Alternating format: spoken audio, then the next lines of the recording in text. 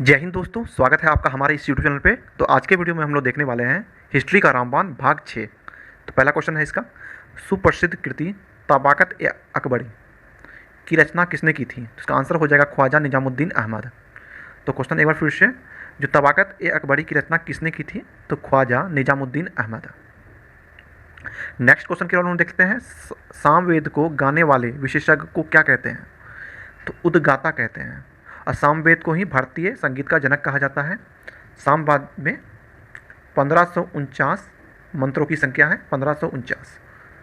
और इसके जो ब्राह्मण ग्रंथ है जो सामवेद के, वो है पंचविश, षड्विश, जैमिनी, टांडे, अद्भुत। ये सभी ब्राह्मण ग्रंथ हैं सामवेद के। अगले क्वेश्चन के हम लोग पढ़ते हैं, जैन साहित्य को किस नाम से जाना जाता है? तो आगम जो है उसको जैन साहित्य के नाम से जाना जाता है।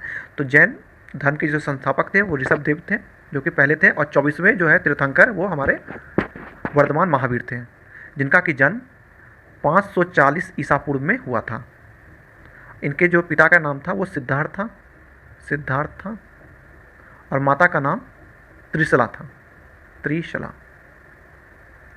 नेक्स्ट क्वेश्चन की ओर हम लोग बढ़ते हैं, अधिकांश विद्वानों के अनुसार सिंधु घाटी सभ्यता के निर्माता थे। तो द्रविड़ जो थे वही निर्माता थे सिंधु घाटी सभ्यता के। और सिंधु घाटी सभ्यता की खोज किसने की थी? तो दयाराम सैनी और रखाल बनर्जी ने किया था। नेक्स्ट क्वेश्चन की ओर हम बढ़ते हैं, संगम काल में राजा के जन्मदिन को कहा जाता था। तो पेरुनल कहा जाता था। क्या कहा जाता था? पेरुनल कहा जाता था राजा के जन्मदिन को संगम काल में। अगले क्वेश्चन देखिए, याज्ञवल्क्य स्मृति टीका किसने लिखी थी? तो इसका आंसर हो जाएगा विज्ञानेश्वर ने याज्ञवल्क्य स्मृति टीका लिखा था। नेक्स्ट क्वेश्चन देखिए, कश्मीर का अकबर किसे कहा जाता था? बहुत ही मोस्ट इंपॉर्टेंट क्वेश्चन है, तो उसको याद कर लीजिएगा। जैनुल अबिदीन को कहा जाता था। जैनुल अबिदीन को जो है कश्मीर का अकबर कहा जाता था। नेक्स्ट क्वेश्चन की ओर हम लोग बढ़ते हैं। नेक्स्ट क्वेश्चन देखिए आप लोग, अकबर की आत्मकथा तुजक ए बाबरी किस भाषा में है? तो ये तुर्की भाषा में है। बहुत बार ये क्वेश्चन पूछा जाता है कि बाबर की आत्मकथा तुजक ए बाबरी किस भाषा में है? तो इसका आंसर हो जाएगा तुर्की भाषा में। अगला क्वेश्चन देखते हैं, ईस्ट इंडिया कंपनी को बंगाल और बिहार की दीवानी किस मुगल सम्राट ने प्रदान की थी? तो इसका आंसर हो जाएगा शाह आलम द्वितीय ने जो है वो बिहार और बंगाल की दीवानी प्रदान की थी। और शाह आलम द्वितीय ही है जो कि बक्सर का युद्ध लड़े थे मुगल शासन की ओर से, जिसका कि डेट था 23 अक्टूबर 1764। रॉबर्ट क्लाइव थे अंग्रेज की तरफ से, इधर जो है सुजाउद्दौला, शाह आलम द्वितीय और मीर कासिम थे। अगला क्वेश्चन देखिए, ऋग्वेद में दस्यु शब्द किसके लिए आया है? तो इसका आंसर हो जाएगा अनाथों के लिए जो है ये शब्द यूज किया गया है। नेक्स्ट क्वेश्चन देखिए, संगम युगीन साहित्य किस शैली में लिखा गया है? तो वो काव्य शैली में लिखा गया है। किस शैली में लिखा गया है? तो काव्य शैली में लिखा गया है। अगला क्वेश्चन देखिए, गौतम बुद्ध का जन्म के समय पाटलिपुत्र का सम्राट कौन था? तो बिंबिसार था। बिंबिसार जो है वो हर्यक वंश के संस्थापक थे। और गौतम बुद्ध के पिता का नाम सुद्धोधन था। इसका जो जन्म था वो 463 ईसा पूर्व में हुआ था। अगला क्वेश्चन देखिए, चंदावार का युद्ध किस किस के बीच में हुआ था? तो मोहम्मद गौरी तथा जयचंद के बीच जो है चंदावार का युद्ध हुआ था। और इसका ईस्वी देख लेते हैं, तो 1194 ईस्वी में ये युद्ध हुआ था। तो ईस्वी अभी आप लोग जरूर याद कर लीजिएगा। अगला देखिए, परमार वंश की राजधानी कहाँ थी? तो धारा नगरी थी, परमार। देखिए, अगर हम लोग पढ़ यानी किसी को मार देते हैं, पढ़ को अगर मार देते हैं तो उसके शरीर से क्या होता है? खून का धारा गिरने लगता है। खून का क्या होता है? धारा गिरने लगता है, ऐसे करके। तो इसी तरह आपको याद कर सकते हैं, परमार वंश की राजधानी कहाँ थी? तो धारा नगरी थी। अगला क्वेश्चन की ओर हम लोग बढ़ते हैं, महाबलीपुरम स्थित 7 रत्न मंदिरों का निर्माण किसने करवाया था? तो नरसिंहवर्मन ने जो है वो 7 रत्न मंदिर का निर्माण कराया था। और नरसिंहवर्मन जो है वो पल्लव वंश के थे। उस वंश के थे, तो पल्लव वंश के थे, जिसकी की राजधानी कांची थी। राजधानी कहाँ थी? कांची थी। और नरसिंहवर्मन ने जो है पुलकेशियन द्वितीय को जो है हरा के बादामी कोंड की उपाधि पाई थी।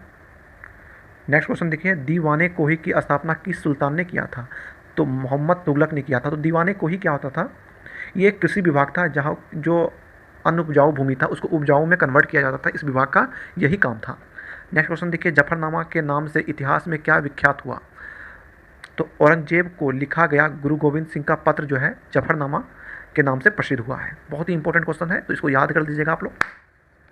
अगला क्वेश्चन देखिए, आर्यों के पूर्व की ओर प्रसार का अभियान कराने वाली अग्नि, वैश्वानर तथा विधेय माधव की कथा का उल्लेख किस ग्रंथ में सर्वप्रथम हुआ?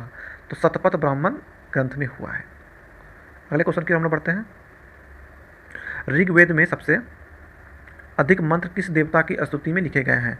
तो इंद्र के स्तुति में है जो है सर्वाधिक मंत्र लिखे गए हैं और इंद्र ही देवता सबसे पूजनीय थे ऋग्वेद में। अगला क्वेश्चन देखिए, निषाद का सबसे पहला उल्लेख किस ग्रंथ में मिलता है? तो निषाद का जो है सबसे पहला उल्लेख जो है यजुर्वेद में मिलता है। किसमें मिलता है? यजुर्वेद में मिलता है। नेक्स्ट देखिए, यजुर्वेद में जो है गद और पद दोनों है। खानवा का युद्ध में मेवाड़ को पराजित करने वाला शासक कौन था? तो बाबर था। और खानवा का जो युद्ध था वो 1527 ईस्वी में हुआ था और पानीपत का युद्ध जो है 1526 ईस्वी में हुआ था। देखिए, पानी और खानवा यानी पानी पिया उसके बाद खाना खा लिया, तो इस तरह करके आप इसको याद कर सकते हैं। नेक्स्ट क्वेश्चन देखिए, लॉर्ड डलहौजी ने अपहरण की नीति यानी डॉक्ट्रिन ऑफ लैप्स के अंतर्गत सर्वप्रथम किस राज्य को अंग्रेजी साम्राज्य के अधीन रखा? तो इसका आंसर हो जाएगा सतारा। ये क्वेश्चन हजारों बार पूछा गया है हर एक एग्जाम में, तो इसको आप याद कर लीजिएगा। सतारा को जो है सबसे पहले वो अपने अधीन किया था अपहरण की नीति के द्वारा। और चलिए लॉर्ड डलहौजी के बारे में इंपॉर्टेंट फैक्ट देख लेते हैं। इन्होंने जो है वुड डिस्पेच जो कि 1854 में इसका शुरुआत हुआ था, इसे ही भारतीय शिक्षा का मेगना कार्टा कहा जाता है। इसका शुरुआत किया था इसी के शासनकाल में ही 16 अप्रैल 1853 में प्रथम रेलवे चला था जो कि थाने से मुंबई के बीच में चली थी। और इन्होंने अगले क्वेश्चन की ओर हम लोग बढ़ते हैं। भारत में स्थानीय स्वशासन का प्रारंभ किसने किया? तो इसका याद रखिएगा, लॉर्ड रिपन को स्थानीय स्वशासन का जनक कहा जाता है। तो लॉर्ड रिपन के बारे में जो है इंपॉर्टेंट फैक्ट देख लेते हैं। तो इन्होंने वर्नाकुलर प्रेस एक्ट को ख़त्म कर दिया था। बहुत बार पूछा है क्वेश्चन कि वर्नाकुलर प्रेस एक्ट किसने ख़त्म किया? तो लॉर्ड रिपन ने ख़त्म किया था और इसे लागू किया था लॉर्ड लीटन। और प्रथम कारखाना बिल के साथ को जो है वो समाप्ति किया था। प्रथम कारखाना बिल को समाप्त किया था। नेक्स्ट क्वेश्चन देखते हैं, मध्यकालीन इतिहास का सर्वाधिक विवादास्पद शासक किसे माना जाता है? तो मोहम्मद तुगलक को माना जाता है, क्योंकि ये कब क्या कर लेता था इसका कोई गारंटी नहीं होता था, इसलिए इसको दिमाग से। और इन्होंने जो है सबसे इम्पोर्टेंट काम किया था कि अपनी जो राजधानी थी वो स्थानांतरित करके देवगिरी कर ली थी। अगला क्वेश्चन देखिए, मौर्य सम्राट अशोक के शासन में प्रांतों की संख्या 5 थी। तक्षशिला किस प्रांत की राजधानी थी? तो उत्तरापथ की राजधानी जो थी वो तक्षशिला थी। और अशोक के 13वें शिलालेख में जो है कलिंग युद्ध का वर्णन मिलता है और इसका जो प्रथम लिखा हुआ जो हिस्ट्री मिलेगा वो दिव्य वदान है, दिव्य वदान में मिलेगा आपको। नेक्स्ट क्वेश्चन देखिए, अजंता की कौन सी गुफा सर्वाधिक प्राचीन है जिसमें कि 16 बौद्ध उपासकों का स्तूप एक तरफ आगे बढ़ते हुए चित्रित किया गया है? तो गुफा संख्या 9 को आप लोग याद कर लीजिएगा, वही जो है वो सबसे पुराना है।